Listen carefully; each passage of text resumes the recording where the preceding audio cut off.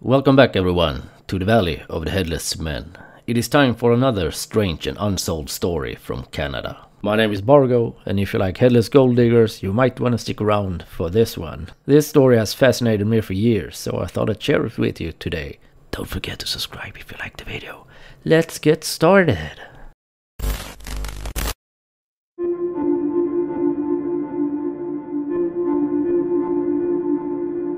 The Northwestern Territories of Canada are truly one of Earth's last true wild places. One of its special national park reserves, called the Nahanni Valley, is however a little bit wilder than most. It is home to some strange myths and mysteries, and boasts a fearsome reputation for being a haunted and a deadly place.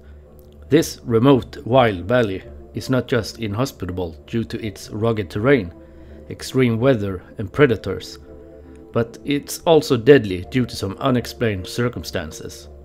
Over the decades, many unfortunate travelers and explorers have gone missing, or they turned up dead and beheaded. The number of decapitated bodies found within Nahanni Valley have earned it the nickname Valley of the Headless Men. What is the explanation to this mystery, one might ask? I found this article where Mr. Henderson is showing Miss Murray the few ounces of gold he brought back from Headless Valley. And it says, many trappers, as a matter of fact, have spent a season in the valley and returned with rich catches, almost without exception. However, they have all declared they did not intend to go back. There was a sinister, oppressive atmosphere about the region, which got to their nerves. Well, that is eerie to read, but let's continue. Many have said that the Nahanni Valley is one of the last truly unexplored places in the world. Situated within the rugged Northwest Territories of Canada, well over 500 kilometers or 311 miles from the nearest city, Yellowstone. It is one of those nature nooks that preserved in spite of mankind's busy expansion. Reaching Nahanni can be a challenge. If ever you find a reason to journey inside it, it is hard to reach, and the best routes into it are via air, water, or long overland journey from the abandoned village of Tungsten. Cities and civilization up north are few and far between, and surviving the wilderness can be challenging or even fatal for the inexperienced traveler.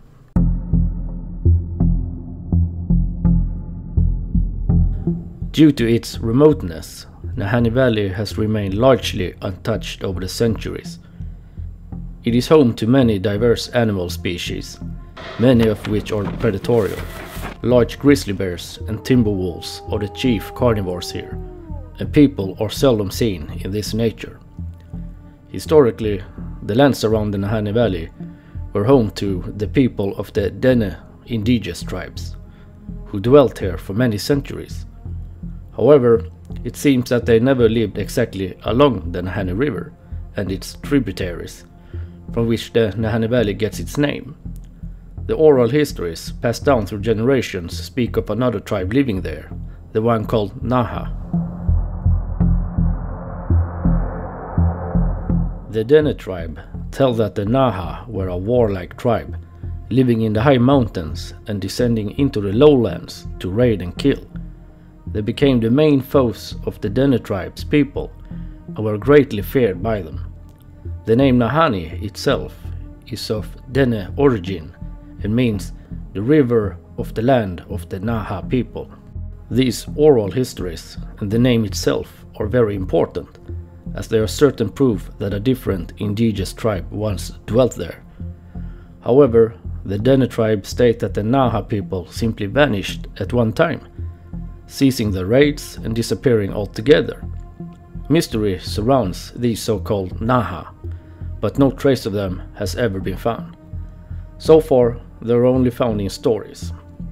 Could they have migrated elsewhere, succumbed to disease, died out, or have they simply stayed in the Nahanni River Valley to this very day, hiding in plain sight?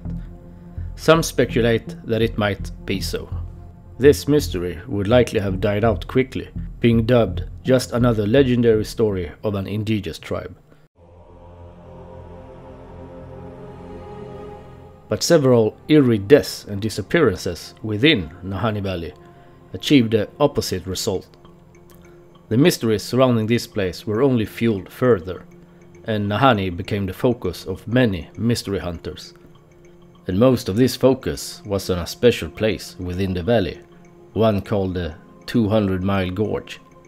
The Dene natives speak of an unknown evil dwelling there, and few ever entered it, especially because of the events that transpired there. For it is the 200-mile Gorge that gained the grisly name of Valley of the Headless Men. The origins of this eerie nickname can be traced to the early 20th century, at the time of the famous Klondike Gold Rush. At this time, many wannabe prospectors wanted to test their fortunes and headed out to the remote Canadian wilderness, especially the Yukon. It was known to contain gold in its rivers and soils, and the treasure could be quickly made by those lucky enough to strike gold. Two of these prospectors decided to forego the traditional routes and locations leading to Yukon and to instead try their luck in the Nahanni Valley. They were two brothers, Willie and Frank McLeod. In 1906 they canoed upriver to reach the Nahanni Valley, and that was the last time anyone saw them alive.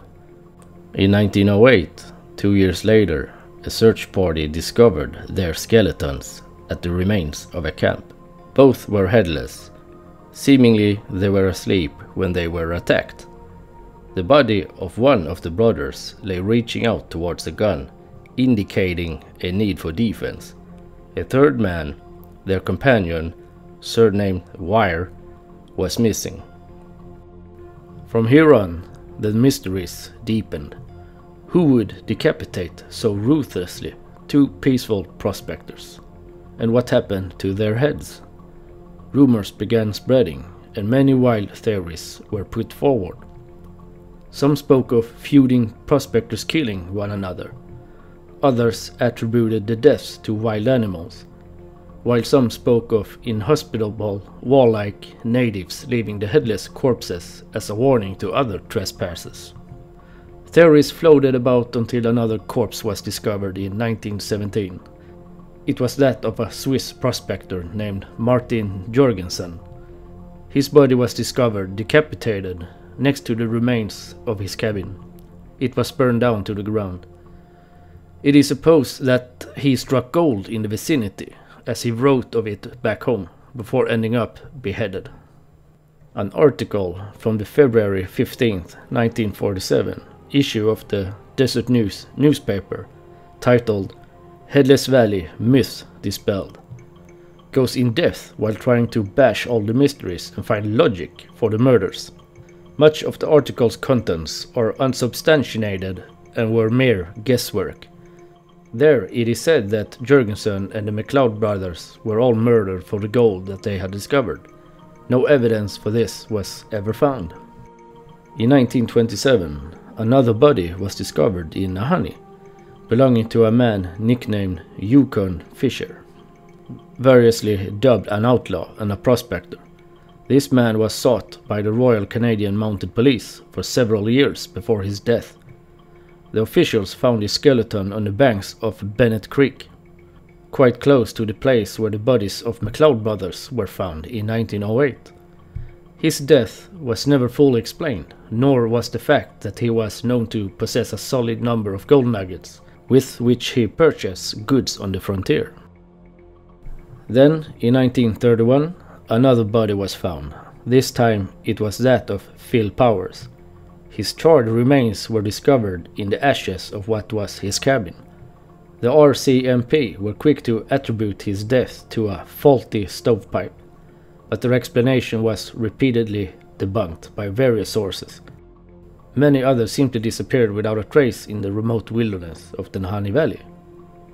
In 1928, one prospector named Angus Hall ventured ahead of his party and was never again seen. Another pair of prospectors, Joe Mulholland and Bill Airier, disappeared in 1936. For many years they were searched for but never found. The only thing discovered was their cabin burned down to the ground. Well, this is starting to sound like we got a mass murderer down here in the valley. But anyhow, since you came this far and you probably liked the video, please subscribe. It would really help out. Give a thumb up and let's continue. A woman named Annie Lafat also went missing in Nahanni. In 1926 she was present in the valley near Flat River, but got lost in the wilderness and disappeared. Many months later, an Indian by the name of Big Charlie claimed to have seen the woman climbing a hill while totally naked, seemingly having lost her mind. She became just another of the many victims of the wild Nahanni Valley. Of course, over the years, many sources tried to discredit the mysteries. To that end, some claim that the original headless corpses, the McLeod brothers, were not really headless, but in fact were identified by the remnants of the hair on the skulls. However, there is no evidence for either of these theories. Much of this can be attributed to the advanced age of the event, 1908. But discrediting or not, deaths continued to pile up in the Nahanni Valley. In 1945, a miner from Ontario, whose name is now lost, was found dead, still in his sleeping bag. His head, however, was never found. Around that time, another trapper succumbed to the inhospitable wilderness. He was John O'Brien and was found frozen next to his campfire, his rigid hands still clutching a match.